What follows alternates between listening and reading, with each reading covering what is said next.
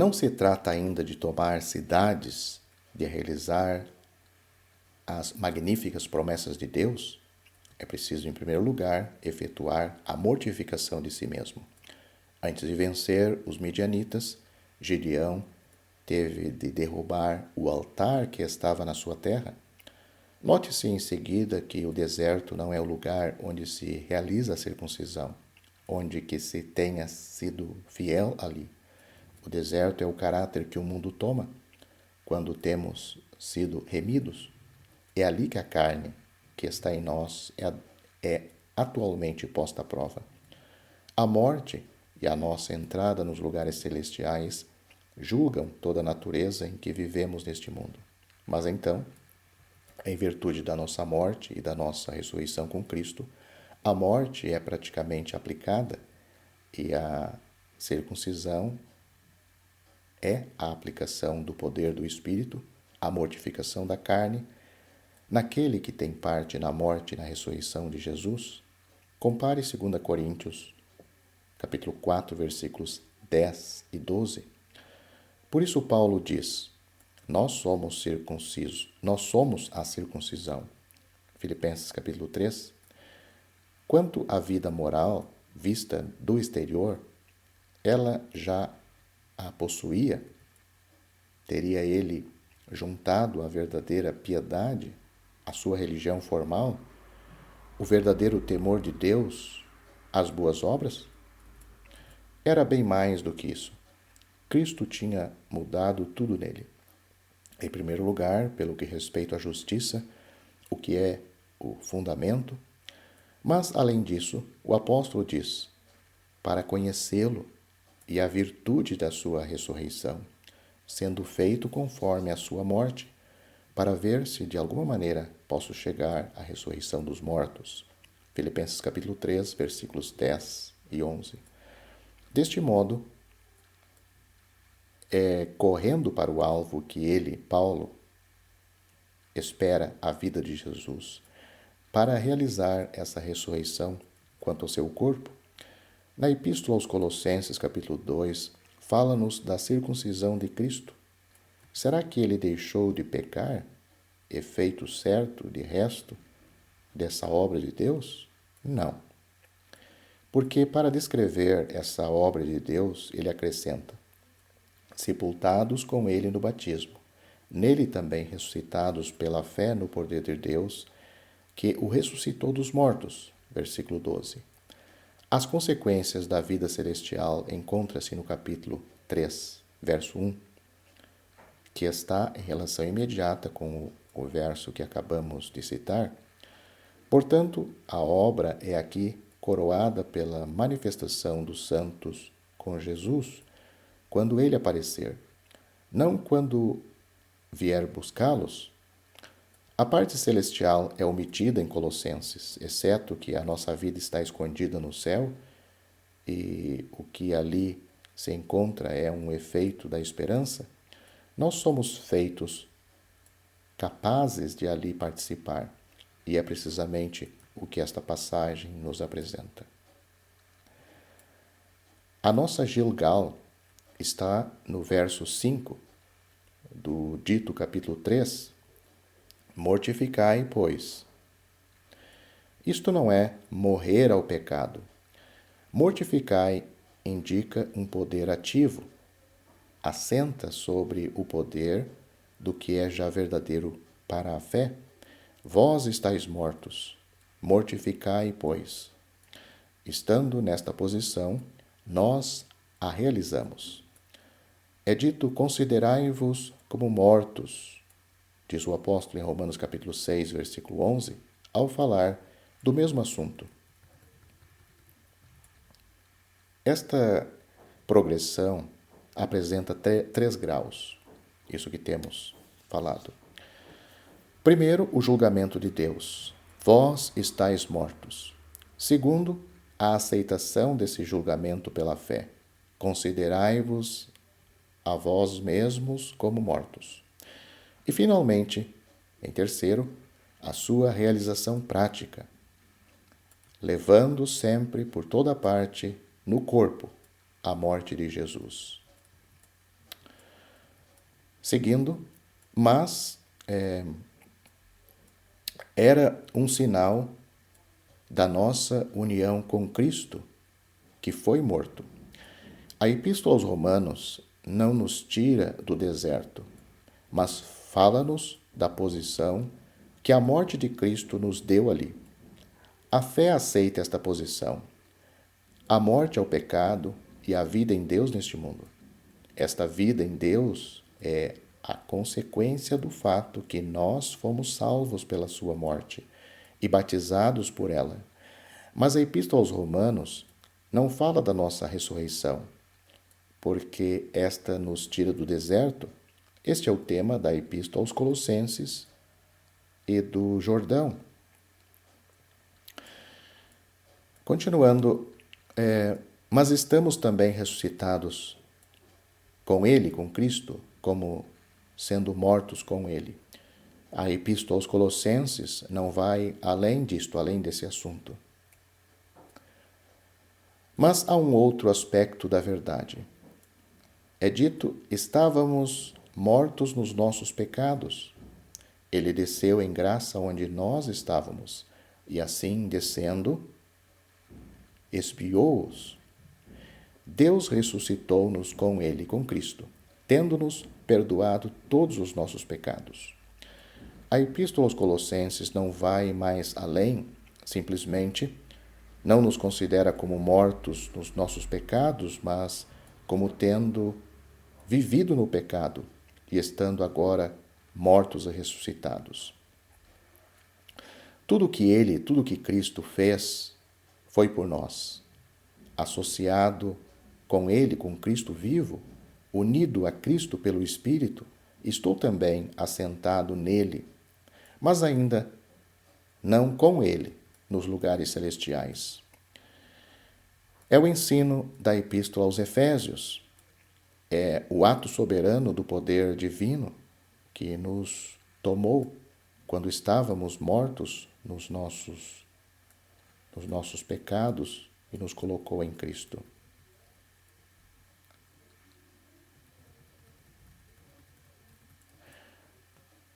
Apropriemo-nos, ou antes, Deus atribui-me tudo o que Cristo fez, como se isto me tivesse sucedido a mim próprio. Ele está morto ao pecado, portanto, eu nele também estou morto ao pecado. Agora, eu mortifico o que não poderíamos fazer, como estando ainda vivos na carne. Onde estaria a vida e a natureza em que nós pudéssemos fazê-lo? Em Colossenses, eu sou ressuscitado com Cristo e também estou assentado nele nos lugares celestiais. Mas esta epístola não nos apresenta a doutrina dos Efésios acerca dos desígnios e dos planos de Deus, doutrina que nos faz ver, como consequência da exortação de Cristo, melhor dizendo, da exaltação de Cristo à direita de Deus. O simples ato de poder divino que nos toma quando estávamos mortos nos nossos pecados para nos colocar nele, em Cristo. Em Colossenses encontramos, por assim dizer, as operações pelas quais passamos como tendo estado vivos, não mortos, nos nossos pecados, para sermos levados pela morte para uma vida melhor em Cristo. O outro lado, a dos Efésios, é igualmente verdadeiro, o que nos leva a falar dele, mas os Colossenses falam-nos da mudança, de uma maneira essencial, embora subjetiva, quanto à morte e à ressurreição. Corresponde ao que nos ensina em Tipo, o livro de Josué. Ora, sendo a circuncisão a aplicação prática da morte de Cristo ao pecado, a tudo o que é chamado o corpo da carne, conforme Colossenses capítulo 2, versículo 11, e que se opõe à nossa condição de homens ressuscitados com Cristo, Lembramo-nos da morte de Jesus e a manifestação dos nossos e a mortificação dos nossos membros que estão sobre a terra cumprem-se pela graça na consciência da graça. De outro modo, não seria senão o esforço de uma alma sobre a lei, e nesse caso teríamos uma má consciência e nenhuma força. É o que tem tentado alguns monges sinceros, mas a graça, Cristo e a sua força, não estava na sua tentativa. Se havia sinceridade, havia também a mais profunda miséria espiritual. Para mortificar é indispensável a vida. E se temos a vida, estamos já mortos naquele que morreu por nós. Eram pedras tiradas do fundo do Jordão as que foram postas em Gilgal, e o Jordão já tinha sido ultrapassado quando Israel foi circuncidado, o memorial da graça e da morte como testemunho de um amor que efetuou a nossa salvação, ocupando-se em graça dos nossos pecados. Encontrava-se lá, onde a morte ao pecado devia ter lugar. Cristo morto pelos pecados, em amor perfeito, em eficácia infalível, e a sua morte ao pecado dão-nos a paz pelo seu sangue acerca do pecado e dos pecados, mas também nos torna capazes, pela graça, de nos considerarmos a nós mesmos como mortos ao pecado e de mortificarmos os nossos membros que estão sobre a terra. É por isso necessário em todas as circunstâncias lembrar-nos de que estamos mortos e dizemos a nós próprios: se eu estou morto pela graça, que tenho eu a viver com o pecado, ou que tenha eu a ver com o pecado, que supõe que eu viva ainda? É nesta morte que está Cristo, na beleza e no poder da sua graça. É a própria libertação e, moralmente, a introdução numa condição que nos torna capazes de participarmos da herança dos santos na luz. Quanto ao progresso, o apóstolo diz: prossigo para alcançar aquilo para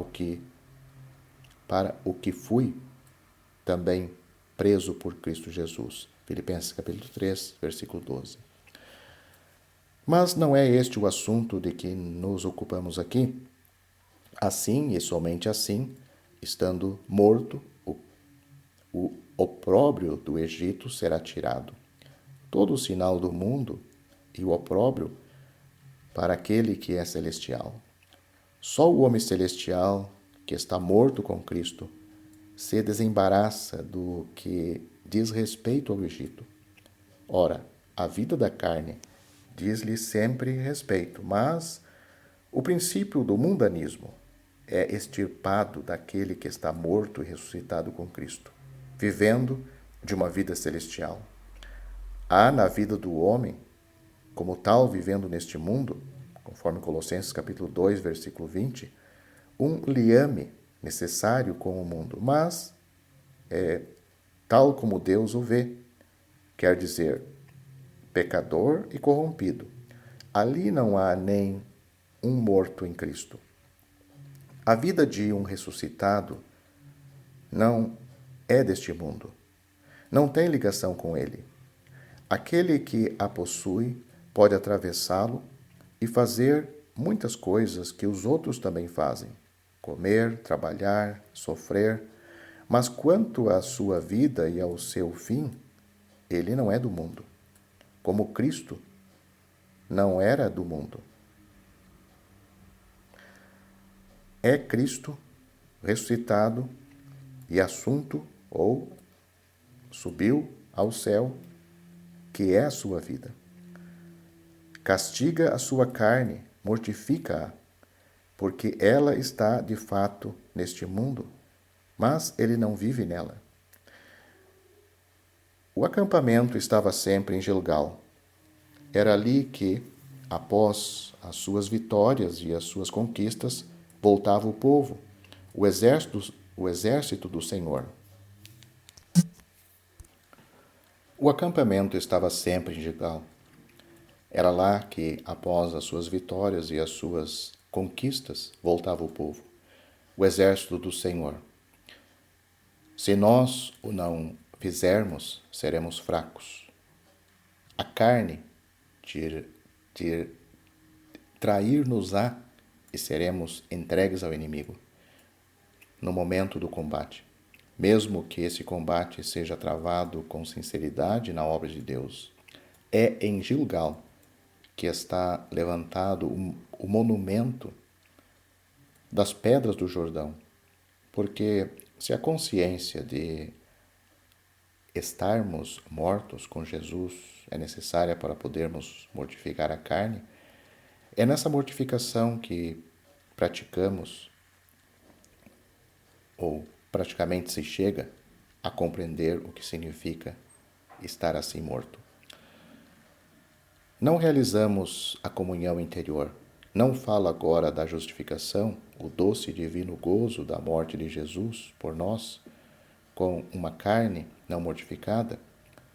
Isso não é possível, mas se voltarmos a Gilgal, a bendita mortificação da nossa própria carne, encontramos ali toda a doçura, e ela é infinita.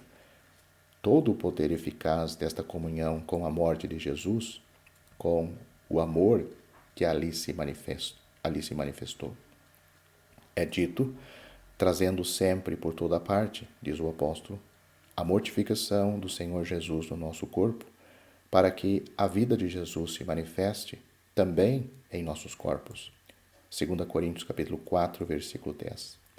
Assim, nós não ficamos no Jordão, mas fica no coração tudo o que há de precioso nesta magnífica obra que os anjos desejam sondar, que é para nós e que Cristo nos atribuiu no seu amor. Ele encontra-se conosco em Gilgal, lugar sem aparência nem vitória que tenha brilho diante dos homens, mas onde aquele que é a fonte de toda vitória se encontra na força e na comunhão que nos torna capazes de vencer. Mas havia ainda 12 pedras levantadas no meio do Jordão e que, com efeito, se aplicarmos ao poder da morte de Cristo, a mortificação da carne, o coração exercitado e gozando plenamente das coisas celestiais, gosta de voltar ao Jordão, ali mesmo onde Cristo entrou em poder de vida e de obediência, para contemplar essa arca da aliança que esteve lá e conteve essas águas impetuosas até que o povo tivesse passado. Gostamos de, ao considerarmos a força da morte em toda a sua extensão, ali contemplar Jesus, que ali entrou para lhe destruir todo o seu poder em relação a nós. No transbordar das nações, Cristo será a segurança e a libertação de Israel. Mas ele, Cristo, foi a nossa segurança e a nossa libertação a respeito de inimigos ainda mais terríveis. O coração gosta de se colocar à beira desse rio, já atravessado, e de realizar, estudando o que Jesus foi para ele, a obra e o espantoso amor daquele que ali entrou só, até que tudo fosse cumprido. Mas, num certo sentido, nós também ali estávamos. As 12 pedras indicam que o povo se liga a essa obra, embora só a arca ali tivesse estado quando se tratou de conter o rio. Os salmos dão-nos mais particularmente a possibilidade de contemplarmos assim o Senhor, agora que estamos em paz além do rio.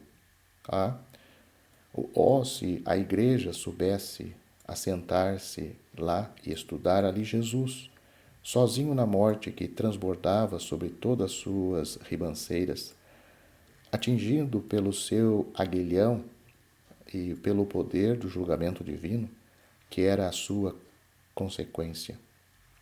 Em doutrina, os salmos mostram também a ligação entre a morte de Jesus e a passagem do rio de tribulação por Israel nos últimos dias. Eis, pois, o povo fora do Egito e em Canaã, segundo a verdade da promessa de Deus, mas não possuindo atualmente nada em Canaã e não tendo ainda alcançado nenhuma vitória. Temos aqui um tipo daquilo que a Epístola aos Colossenses nos ensina. Tornados capazes de participar, mas não possuindo ainda a herança dos santos da luz, senão em esperança. Não só resgatados do Egito, mas também introduzido em Canaã, sendo tirado o opróbrio do Egito, e tendo o povo de Deus tomado o seu lugar em Gilgal, verdadeira circuncisão do coração de que falamos.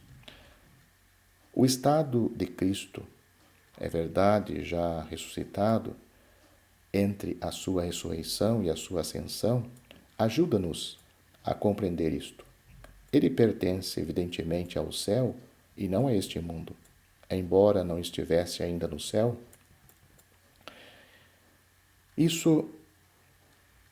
Israel acampou em Gilgal. O caráter da comunhão do povo com Deus é assinalado antes da vitória. Celebra a Páscoa nos campos de Jericó. O Senhor preparou-lhe uma mesa na presença dos seus inimigos. Já não era como no Egito, o sangue posto sobre a verga e as duas ombreiras, a fim de que Israel ficasse coberto da vingança e garantido do justo julgamento que levava o terror aonde não estivesse o sangue. Nós temos necessidade do sangue de Cristo desta maneira, estando sob o domínio do pecado e de Satanás, embora chamados de Deus para sairmos dali, a justiça de Deus e as nossas consciências o exigem. Mas isto já não está aqui. É o memorial de uma libertação efetuada. Também não é a participação pela graça no poder da morte e da ressurreição de Cristo. É a comunhão do coração. É a doce recordação espiritual de uma obra toda dele, da sua morte como o Cordeiro sem mácula. Nós comemos dele como sendo o seu povo remido, na alegria desta posição, no país da promessa e de Deus, país que nos pertence como consequência desse resgate e da nossa ressurreição com Cristo. Assim, não gozamos da morte de Jesus senão além do Jordão, estando ressuscitados com ele. Então, em paz, na sua comunhão e com um sentimento inefável de ação de graças, voltamos à morte do Cordeiro. Contemplamo-lo, alimentamo-nos dele. A felicidade e a inteligência celestial não fazem senão contribuir para o seu mérito. Ao outro dia, depois da Páscoa, o povo comia da produção da terra. Assim, ressuscitados e assentados em esperança nos lugares celestiais, é um Cristo celestial que alimenta e conserva a alma em vigor e alegria. Note-se também que a simplicidade e a sinceridade cristã, a santidade prática da vida cristã, o pão sem fermento que se comia no dia seguinte à Páscoa, tudo isto são coisas celestiais. Nada aquém do Jordão o poderia ser. Tudo aquilo é do produto dessa terra de lá. Por isso se liga a Jesus e à paz da sua morte como a uma coisa que precede. Desde então também cessa o maná. Isso é tanto mais notável que Cristo, bem o sabemos, é o verdadeiro maná, mas Cristo neste mundo, Cristo segundo a carne, adaptado ao homem e às suas necessidades do deserto, embora não seja nunca esquecido como tal, contemplo com adoração a Jesus Deus manifestado em carne, alimento a minha alma dos poderosos atrativos da sua graça, na sua humilhação. Gozo do precioso testemunho do amor daquele que levou as nossas fraquezas e se carregou das nossas dores. Aprendo a não ser nada ao seguir aquele que, por amor, tomou o último lugar. É desta maneira que são mantidos os doces afetos do coração durante a nossa passagem por este mundo. Porém, neste estado, ele fica só. O grão de trigo devia cair na terra e ali morrer, senão fica só. Todavia, embora sabendo que ele foi, é um Cristo assentado no céu, descido do céu, morto e ressuscitado, elevado aonde estava antes. Mas eu conheço agora. O memorial da sua morte, de que temos falado, é, sem dúvida, a base de tudo. E nada de mais precioso, mas agora é de um Cristo celestial que nos ocupamos. Contemplamos, ao procurarmos imitá-lo, esse precioso modelo que ele nos deu como homem celestial sobre a terra. Mas, ao contemplarmos de face descoberta a glória do Senhor, somos transformados na mesma imagem, de glória em glória, como pelo Senhor em espírito. Ele santificou-se a si mesmo por nós, a fim de que nós sejamos santificados pela verdade. Encontramos as nossas delícias na contemplação de toda a sua graça neste mundo. E os nossos afetos são atraídos por um Salvador paciente e sofredor.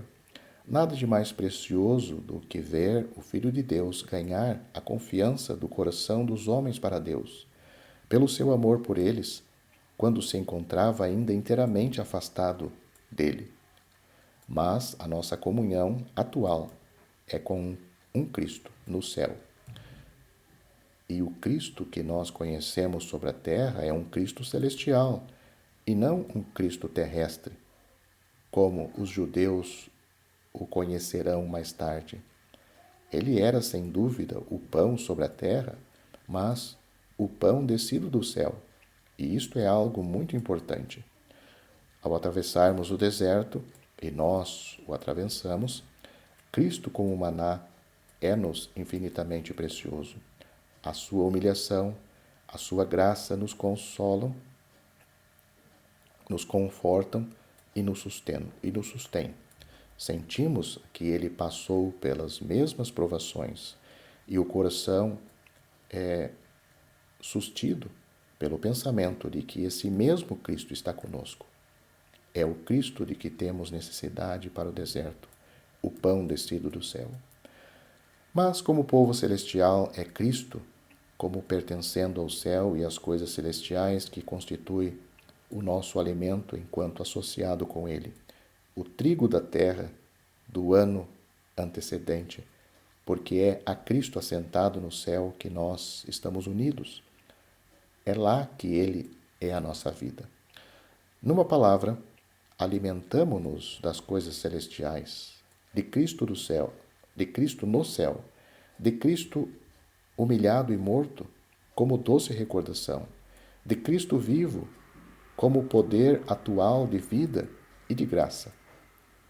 Alimentamo-nos da recordação de Cristo sobre a cruz, é a Páscoa. Mas celebramos a festa com um Cristo, centro das coisas celestiais. Veja Colossenses capítulo 3, versículos 1 e 2, alimentando-nos de tudo o que se encontra nelas.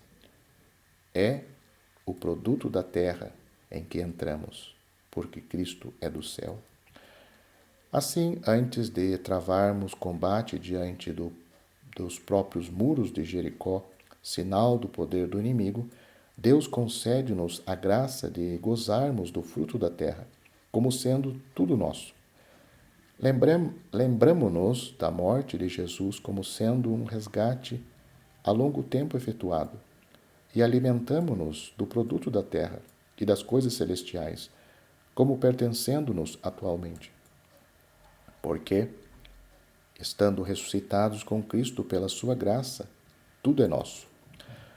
Após este belo quadro da posição e dos privilégios do povo de Deus, que, segundo os direitos do próprio Deus, podia gozar de tudo antes de travar qualquer combate, verifica-se que esses combates têm de ser travados. Todavia, uma coisa é necessária para entrar na guerra e alcançar as bênçãos. O Senhor apresenta-se como chefe do exército do Eterno. É Ele próprio quem nos conduz. E Ele ali está, com uma espada nua na mão. Nas coisas celestiais, a fé não conhece neutralidade. Digo, nas coisas celestiais, porque o coração pode bem reconhecer belas qualidades na criatura, o Senhor amou o jovem rico, quando ouviu as suas respostas. Mas quando se trata de seguir um Salvador rejeitado e assunto ao céu, a vontade manifesta-se sempre a favor ou contra. A fé sábio reconhece os direitos de Deus e mantém-nos. Josué pergunta: És tu dos nossos ou dos nossos inimigos? E ele disse: Não, mas venho agora como príncipe do exército do Senhor. Note os versículos 13 e 14 deste capítulo que estamos estudando de Josué.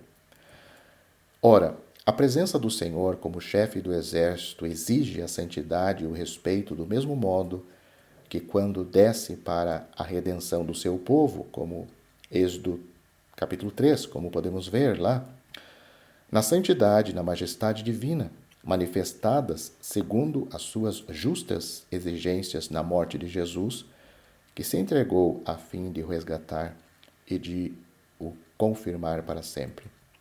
Tal como era aquele que se chamou Eu Sou, quando desceu em justiça e em majestade, tal é quando se coloca no meio do seu povo para o abençoar e o conduzir no combate. A onipotência de Deus está com a igreja nos seus combates, mas a sua onissantidade ali está também. E Deus não fará valer o seu poder se a sua santidade estiver comprometida pelas máculas, pela negligência e pela leviandade dos seus, pela falta do sentimento que convém à presença do próprio Deus, porque é o próprio Deus que está ali.